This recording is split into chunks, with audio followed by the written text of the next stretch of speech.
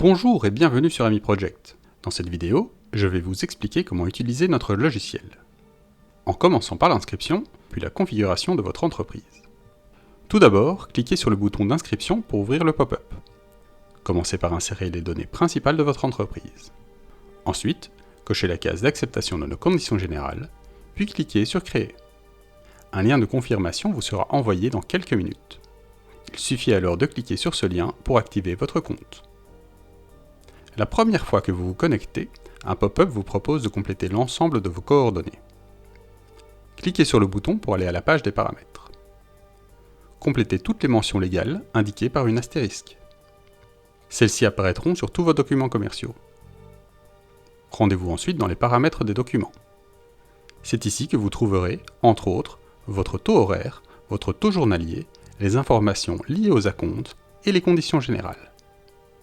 Pour les conditions générales, vous pouvez soit joindre un fichier, soit les recopier dans la case correspondante. Continuons avec la personnalisation des documents. Par défaut, voici à quoi ressembleront vos documents. Il est bien sûr possible d'adapter les couleurs pour les faire correspondre à celles de votre entreprise. La section suivante reprend les différents emails par défaut du système. Vous pouvez les personnaliser de manière permanente ou les modifier à chaque fois lors de l'envoi d'un document.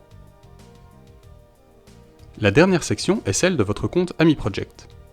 C'est ici que vous pourrez acheter vos accès, entrer un code promotionnel ou réinitialiser vos données. Attention, les prix et les conditions peuvent changer. Maintenant que votre compte est configuré, nous allons pouvoir ajouter un client. De nombreuses options sont possibles, mais si votre client n'est pas assujetti à la TVA, il suffit d'entrer son nom et celui de son entreprise. Son adresse email n'est obligatoire que si vous avez coché la case pour lui envoyer vos documents par voie électronique. Nous pouvons désormais créer un devis pour ce client. Ajoutez autant de lignes que vous le souhaitez. Plusieurs types de lignes sont possibles, telles que les alternatives, les options, les titres. Testez-les et découvrez-les par vous-même. Pour l'exemple, nous allons également sauvegarder ce devis comme modèle. Un modèle peut être utile si vous souhaitez réutiliser ce format plus tard. Voici notre document. Sur la gauche, vous avez différents outils. Pour l'envoi ou le téléchargement en format PDF. Pour le suivi de vos projets, nous vous conseillons de mettre à jour le statut de vos documents. Pour l'envoi par email, la loi exige que le client ait donné son accord.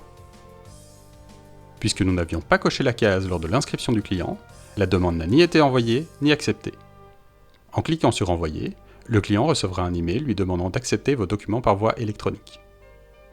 Il lui suffira alors de cliquer sur le lien pour accepter tous vos envois. Pour l'exemple, modifions le statut du document manuellement. Vous pouvez voir que son statut est passé de Créer à Envoyer. Ceci permet de nouvelles actions, et nous pouvons maintenant préciser si le devis a été signé ou refusé. Un devis signé crée automatiquement un bon de commande. Vous pouvez maintenant envoyer à son tour le bon de commande. Ceci permet, à nouveau, de nouvelles actions, comme la création d'une facture d'acompte ou la facturation de l'entièreté de la commande. Le pourcentage de l'acompte reprend la valeur que nous avions précisée dans les paramètres, mais il est possible de le modifier, ainsi que de préciser la description qui apparaîtra sur cette facture d'acompte. Si vous choisissez de facturer sans acompte, vous pourrez toutefois éditer le contenu de la facture. Ceci permet, par exemple, la création d'une facture partielle ou différente du bon de commande d'origine. La facture, une fois envoyée, il est possible d'enregistrer un ou plusieurs paiements. Sous la barre d'outils, vous pourrez visualiser les encaissements perçus, les documents liés et éventuellement les fichiers attachés. À noter que le statut de la facture sera passé automatiquement en impayé si aucun paiement n'a été enregistré avant la date d'échéance. Le tableau de bord vous permet un rapide aperçu de la santé de votre entreprise, ainsi que l'historique des derniers événements. Imaginons maintenant que la facture présentait une erreur. Une facture envoyée ne peut légalement plus être modifiée et nécessite une note de crédit. Dans la note de crédit, supprimez les lignes qui ne sont pas concernées et modifions la description de celles nécessitant une correction. Vous pouvez suivre facilement tout l'historique de votre projet, depuis la création du devis jusqu'à la note de crédit, en passant par le bon de commande et la facturation. Abordons maintenant la partie comptabilité. Les chiffres principaux et le chiffre d'affaires se trouvent sur le tableau de bord. Mais pour toutes les autres fonctionnalités de comptabilité, c'est dans la partie frais professionnels que ça se passe.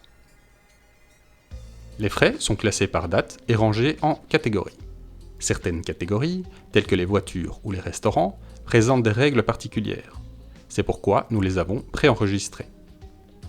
Bien entendu, il est possible de créer vos propres catégories, avec les règles et les couleurs que vous souhaitez. Si vous avez déjà l'habitude de travailler avec un comptable, n'hésitez pas à lui demander conseil. À tout moment, vous pouvez imprimer ou exporter votre comptabilité pour l'envoyer à votre comptable. Passons à la gestion des articles et du stock. Une fois encodé, un article peut être ajouté en un seul clic à vos documents. Vous pourrez également suivre votre stock, qui sera réduit automatiquement à chaque fois qu'un article est facturé.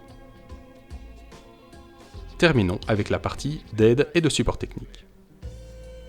Vous trouverez les questions les plus fréquentes organisées en catégories. Si vous ne trouvez pas la réponse que vous cherchez, posez directement votre question au support technique. Nous vous répondrons le plus rapidement possible. À bientôt!